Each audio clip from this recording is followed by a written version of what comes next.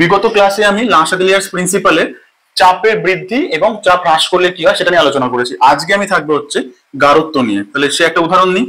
N2 + 3H2 দিয়ে উৎপন্ন করছে আমার 2NH3। এখানে গারত্ব কি করতে পারি, এক বিক্রিয়কের গারত্ব বৃদ্ধি করতে পারি, হ্রাস করতে পারি, আর এটা কি বিক্রিয়াত পদার্থের গারত্ব বৃদ্ধি করতে পারি, হ্রাস করতে পারি। প্রথম 1 নম্বর আসছে আমি গারত্ব বৃদ্ধি। গারত্ব বৃদ্ধিতে যাই। কার গারত্ব বৃদ্ধি করব? বিক্রিয়কে, ব্যাকেটে লিখি বিক্রিয়কে অর্থাৎ রিঅ্যাক্ট্যান্টের। আচ্ছা, এইখানে 1, এখানে 3, এখান থেকে হচ্ছে 2 মোল, 4 থেকে। তাহলে গারত্ব বৃদ্ধি করছি কার গারত্ব? বিক্রিয়কের। আমি এখানে N2 বা H2 এর মধ্যে ধরো H2 এর পরিমাণ আরো বাড়িয়ে দিচ্ছি। তাহলে এই বিক্রিয়ার সাম্যাবস্থায় আছে, অর্থাৎ reactant to product, product to reactant, reaction rate সমান। এখন আমি বাইরে থেকে যদি কোনো রিঅ্যাক্ট্যান্ট অ্যাড করি, হোয়াট এভার সেটা N2 হোক কি H2 হোক, তাহলে এর পরিমাণ বাড়বে। তাহলে এর ইকুইলিব্রিয়াম বিঘ্নিত হলো।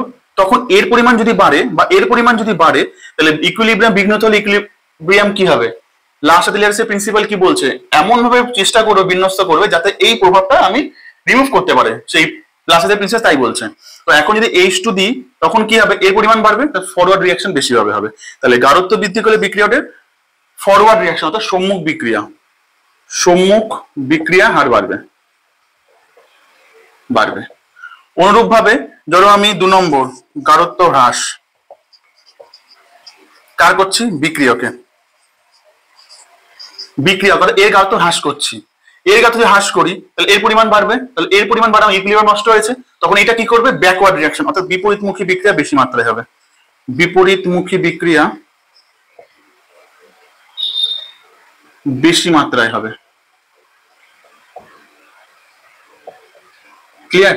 তাহলে গারত্ব বৃদ্ধি করতে পারি, গারত্ব হ্রাস করতে পারি। আজকে এর গারত্ব বৃদ্ধি করেছে, ইকুইলিব্রিয়াম নষ্ট হয়েছে, বিক্রিয়া বাঁ দিক থেকে ডান দিকে সম্মুখ বিক্রিয়া বাড়বে, দিয়ে বিক্রিয়া আবার ইকুইলিব্রিয়ামে রিচ করবে।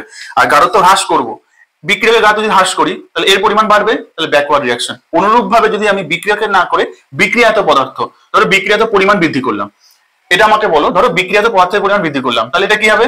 এর পরিমাণ বাড়ছে, তাহলে ব্যাকওয়ার্ড রিঅ্যাকশন বেশি হবে। ধরো বিক্রিয়াত পদার্থের পরিমাণ কমাচ্ছি, তাহলে ফরওয়ার্ড রিঅ্যাকশন হবে। এটারই রিভার্স হবে। তো এটা হচ্ছে আজকে গারত্ব সি এর এফেক্ট লাসাডিলিয়ার্স প্রিন্সিপাল অনুযায়ী। এই পর্যন্ত।